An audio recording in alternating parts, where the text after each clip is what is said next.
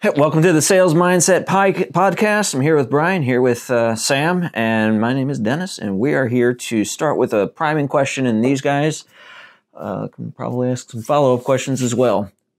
So today's question is, how can emotional intelligence help someone who is going into sales?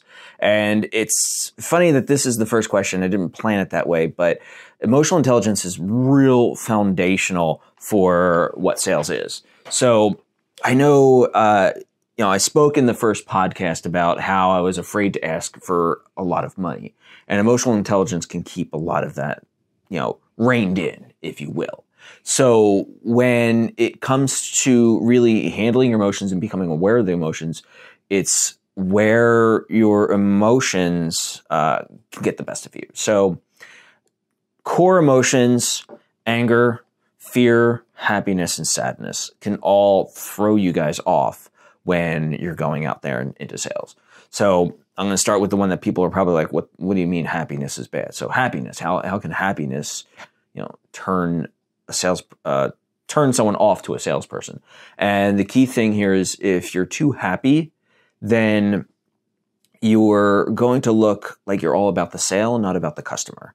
And it's basically the same thing as a poker player. A poker player needs to hold the fact that they've got a great hand so that they can bluff their way to, or whatever to win the game. I actually don't play poker, so I'm half talking out my butt on that one. I do play poker, and you have to at least control your emotions and not display as much. But I think the difference in that is, whereas in sales, it's just a way of not turning. If you're expressing too much happiness, it might turn off your client, and it's not really about like holding something back from them and trying to deceive them in a way. That's strictly poker. Sales is just trying to not turn them off in a way that makes them think something else is going on.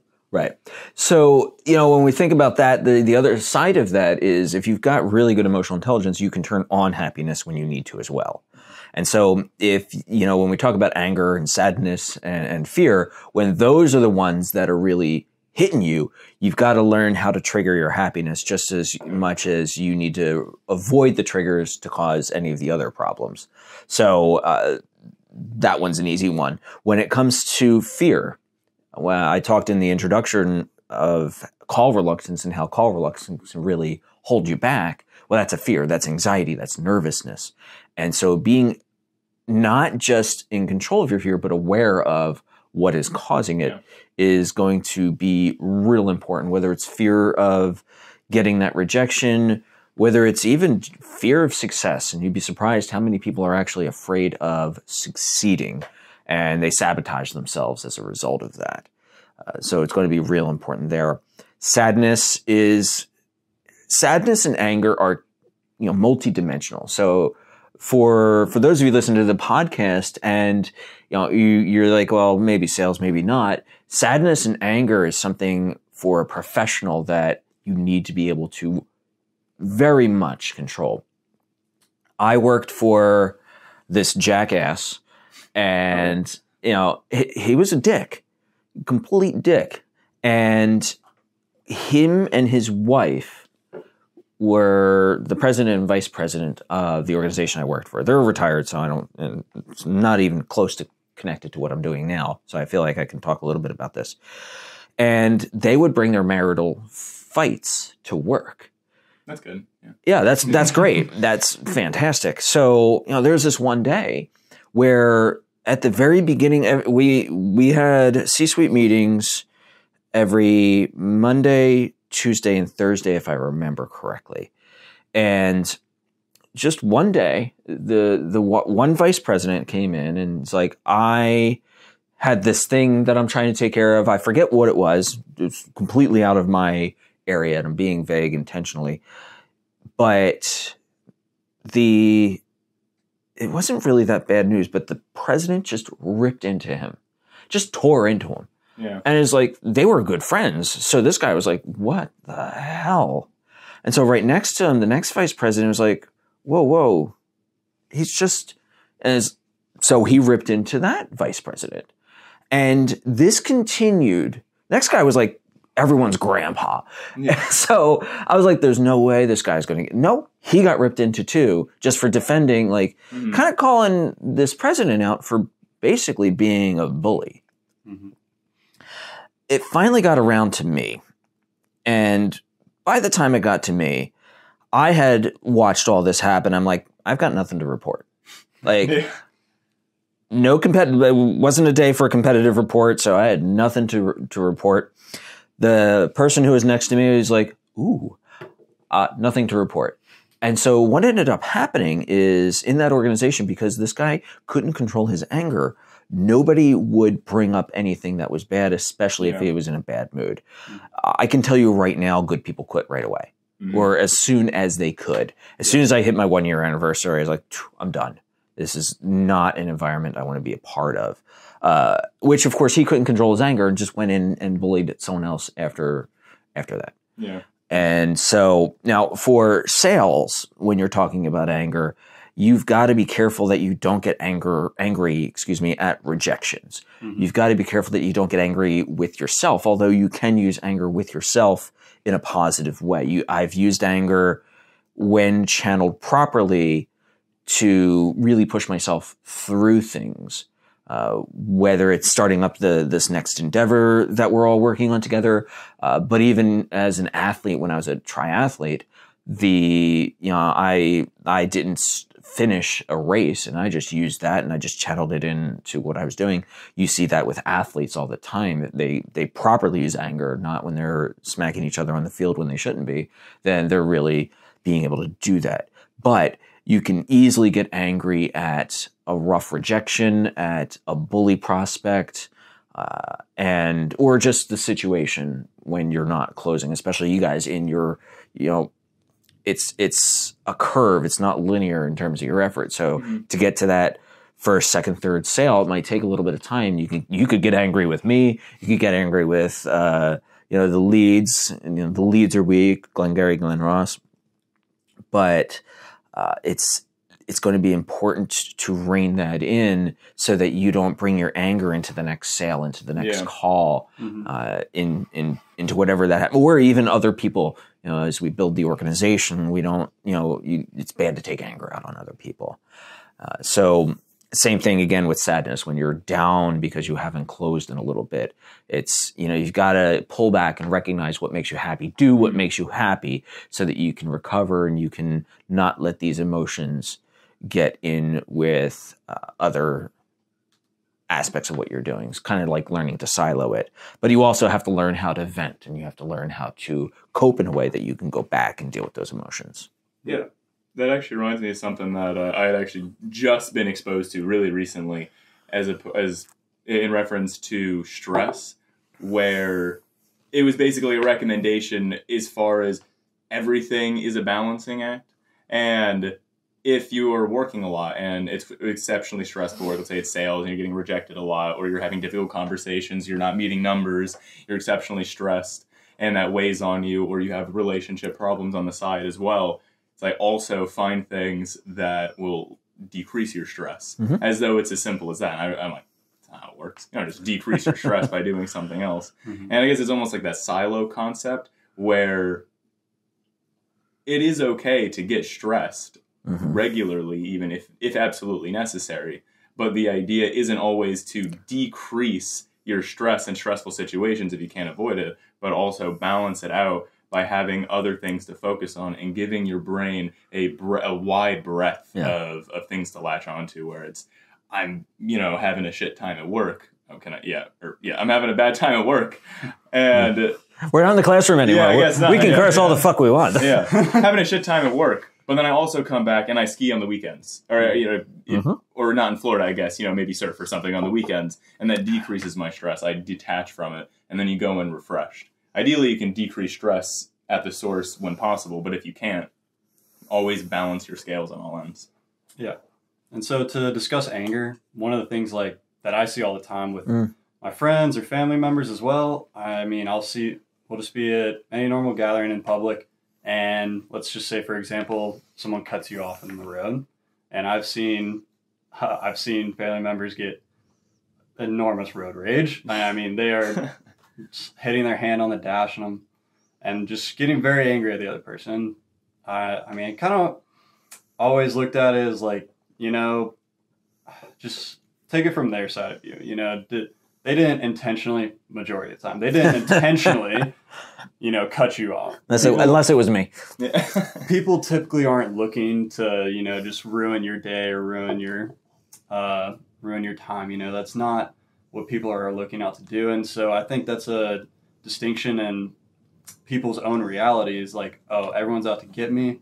You know, when something goes wrong, you know, that's because they're trying to do that. And that's one of the things that's helps me control my anger is I know, you know, if someone's kind of doing something that's going against what I want, I don't know, I just kind of like think, you know what, maybe this person doesn't see me where I'm at. He has no idea what I'm doing. He's not really doing this intentionally. All I can do is just say, hey, you know, this is what I'm trying to do. At that point, if he wants to go against me and be in my way, okay. Yeah. That's a reason to get angry. But if you're allowing yourself to get angry over situations like that, you could do a better job at controlling yourself.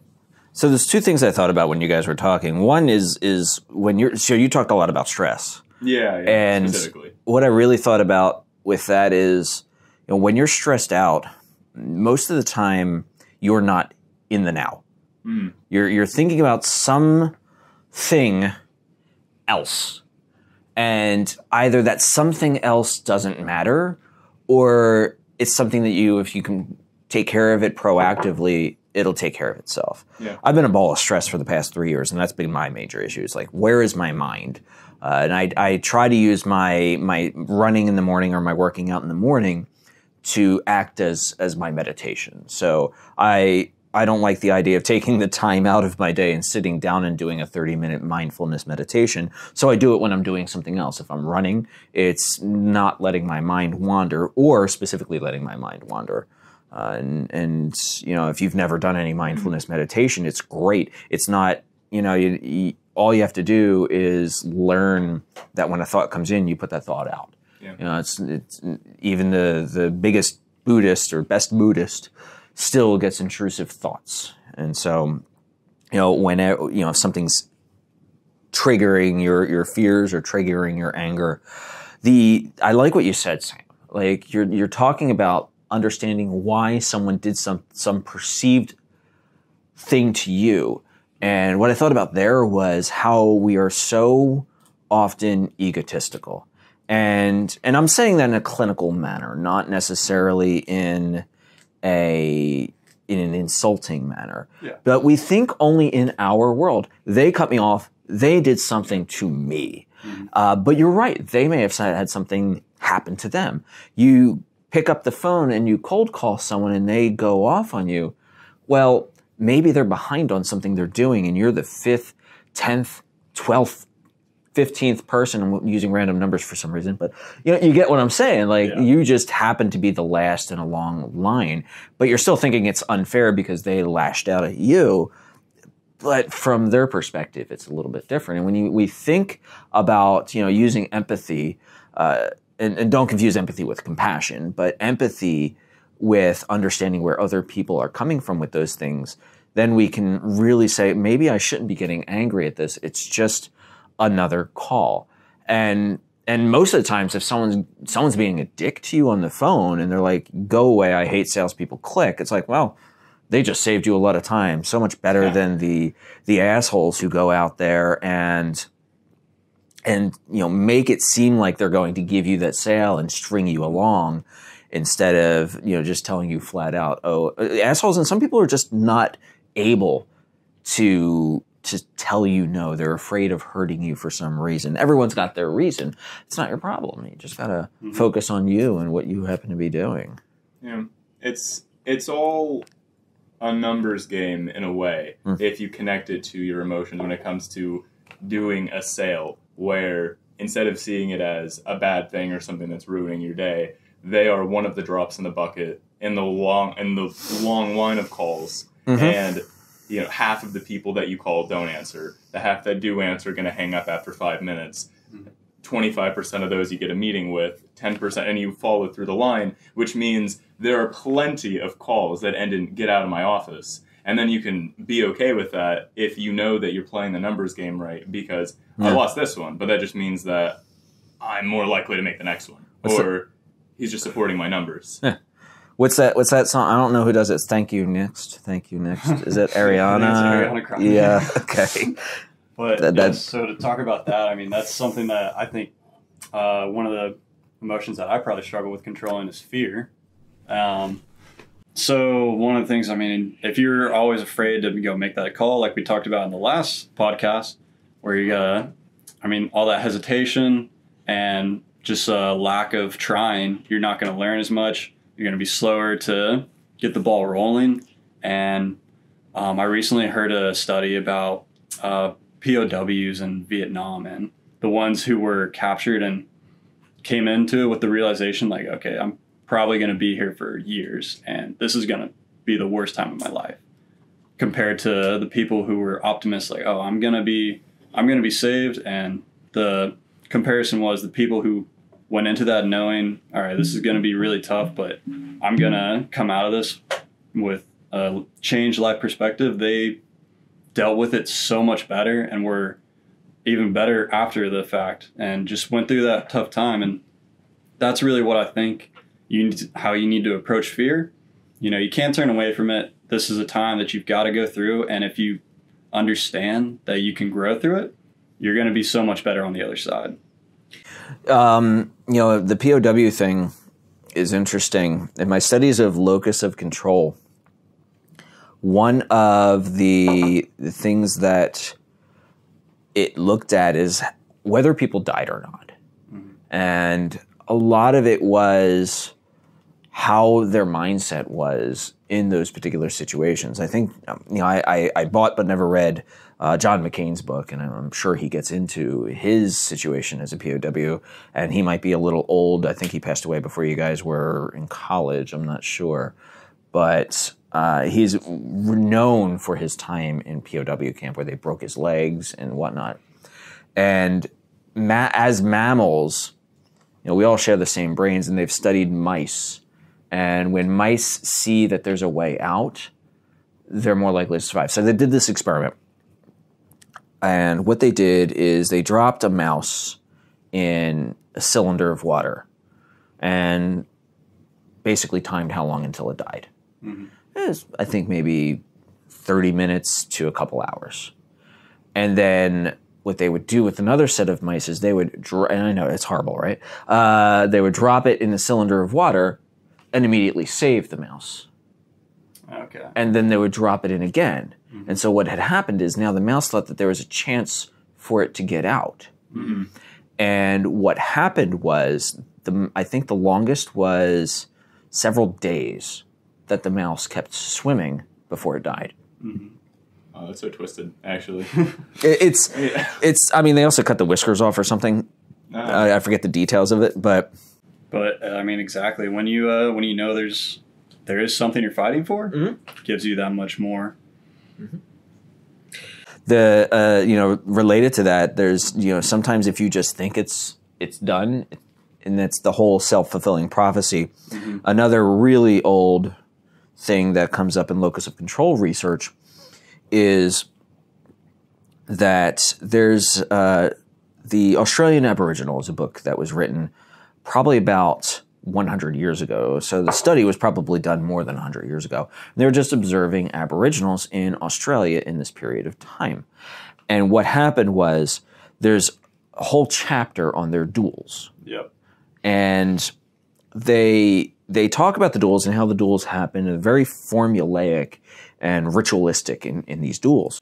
What is an Aboriginal? The natives to Australia. Oh, okay, I see. For some reason, I thought we were still talking about animals. I completely lost you. No, we went from mice to Aboriginals, but I'm trying to connect humans to some of this animals' activity, and just to understand that locus of control and the way we think is so primal, so almost instinctual in some respects. And so one component of these duels, which were done with spears and swords or whatever, not guns like we might think, even though it was only 100 years ago, is that if a shaman cursed someone, they would die. They were most likely to lose the duel. And so do curses work? No, but yes. Because what they had convinced them is that it was out of their control, so they didn't fight as hard. So, like, there were people begging the shaman to lift the curse so that they didn't die in that duel. So, what this means for you guys as salespeople is, how do you not let these external factors or the emotions get to you? If you pick up the phone with the expectation that they're going to say no, you can create that response.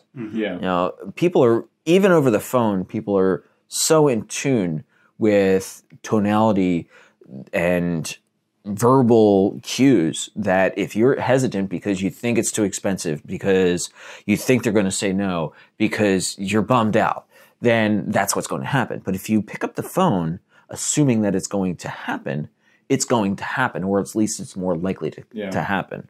And of course, then you'll put the right energy into doing everything you have to do for those things. Yeah, and energy's contagious. I mean, if you're getting excited about something, they're more likely to get excited about it. And just like you said, if you're hesitant, if you're unsure, my product is, it's this much. Does that sound all right? They're going to be, no.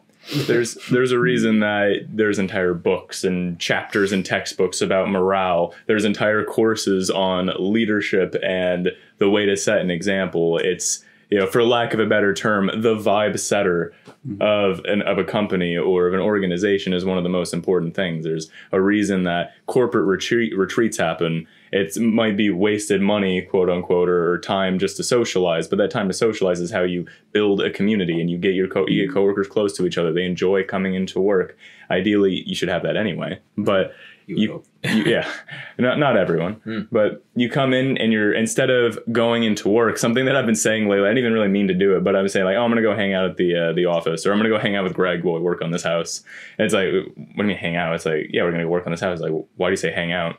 I'm like, I don't know. I'm enjoying it. Like, I'm going to go hang out with Greg and we're going to go work on this house, and I'm getting paid while I do it. But I don't necessarily regret that time that I'm not like, oh man, I have to go into work, all this stuff. And I'm lucky to have that. And I think that that's kind of the aim of those morale expectations, where people go into a call and they're like, man, I don't want to be doing this, or I don't really see the value in this service, or I know they're going to say no, then they're going to not enjoy their time. And like you said, the energy is contagious, and the other person just, they don't want to be there either. Yeah, I think the audience might be confused. You also flip houses, and you also do some real estate stuff. So Brian's our resident entrepreneur. But it's interesting because that downer perspective, that person who comes in and is just Debbie Downer, like always negative, always trying to drag the group down. You don't want to be that person. And you want to get those people out of your life as well, because they can definitely hinder your ability. Now, when we look at, I think about the movie Glengarry Glen Ross. Such a stereotypical movie, but that culture there was a culture of failure. And I think that's when you look at Alec Baldwin coming in and giving his speech and just basically pissing on these guys. Well, they needed to get pissed on. They needed to. I get rid of them. Basically, that's a toxic sales culture. Even if the person's bringing in wins, if they're coming in being negative and dragging the entire group down, get rid of them, because it's not going to be good for the overall culture. Yeah, I always like the phrase "trying to save an anchor in the middle of the ocean." I've never heard that one. Yeah, that's a new one to me. I like it. But yeah, I think that all kind of speaks to the fourth emotion, sadness. And there's time to be sad, but you want to control that and not bring that into the group, and just bring where it'll be bringing everybody down, and we've talked extensively on that already about how energy is contagious, and you really want to bring the right energy in a group. And you want to surround yourself with those people too. One of the big things is wanting to have that energy as well. And I think that anxiety and fear and sadness are very self-fulfilling emotions. So you come in, you don't really want to be at work, and you don't want to be there, so you've accepted it's going to be a bad day, so you don't want to do the work, and you also don't want to ask for help to do the work because you don't care if it gets done. But if you maintain an idea at base on a logical level, if you want to remove the emotion from it, always, I want to have a good day, or I'm trying to have a good day at all times, or I'm trying to achieve a positive emotion in what I'm doing right now. So it just say, I will have this. Yeah, exactly. Having that forward thinking attitude, because you can't always control being sad or being upset. It's a mood. You go into the office and like you said, like, oh, don't drag others down. And it's absolutely, you're going to pull people down. But if you go in with this mindset, then you can ask for help or have open communication, be like, I'm a little stressed out today and I don't really know how to handle this. I'm a little stressed out today. I don't know how to handle this. Could you help me out with it? Or, yeah, man, stuff isn't so good at home right now, but like, I thanks for helping me out. And showing a positive atmosphere and maybe even getting closer to your coworkers at the same time or whoever you're working with, and it's going to strengthen it even more. And even that stuff isn't good at home. Well, why isn't it good at home? What could you do? Like, you can control that positivity. If stuff's not good at home, is it you that's not making it good? Yeah. Even if it's, if you've got a spouse that's dragging everything down, what can you do to make that person, better? Yeah. We can take ownership of it. One of the favorite things that I'll do sometimes, if I'm in a bad mood, to put myself in a good mood, what I'll do is I'll go to a place where people are usually not in a good mood, like Walmart. And I'll look for a pissed off cashier and I'll go through their lane and try to do something to put them in a good mood. And when I can do it, you can just see, even after I leave, they're just treating people better. Oh, yeah. Final thoughts on this as we end the podcast. I was just thinking about this research. I'm sure you guys have heard about it, where you have any random employee sitting like within 30 feet of either the most productive employee in your company, or two, the least productive employee in your company. They will therefore make the other person more productive. Kind of being like a guide, like, okay, this is how things are done here. We are go-getters. We want to be successful. Or if you have that other person who's lazy, slacks off, doesn't do anything, they're like, okay, this is how things are done here. I'm not going to put in my full effort if this guy's not. Yeah, I did hear about that research, and I was fascinated when I caught that. And just really, to all the viewers out there, find some people out there that are go-getters and want to be successful. It will benefit you. I'd say to kind of build off of that, it's almost like a DJ at a venue or a bar, where you can tell how much fun people are having, or at an event, at a wedding. You tell how much fun people are having just based on the music that's being played and what people are doing. Are people dancing and having a good time, or are they sitting quietly and talking, and what do they want to be doing? And if you have somebody who takes the lead and they're playing just the right track and everybody's having a good time, it's a much better event. Everybody remembers it, and it brings everybody closer together, versus everybody's like, man, that DJ like really sucks. Yep. All right. So there you go. Just dance. Yeah. All right. Well, thanks for listening. Thanks for tuning in. Remember, if you've got some questions, head to drdennisd.com, find a podcast on the site and submit your questions.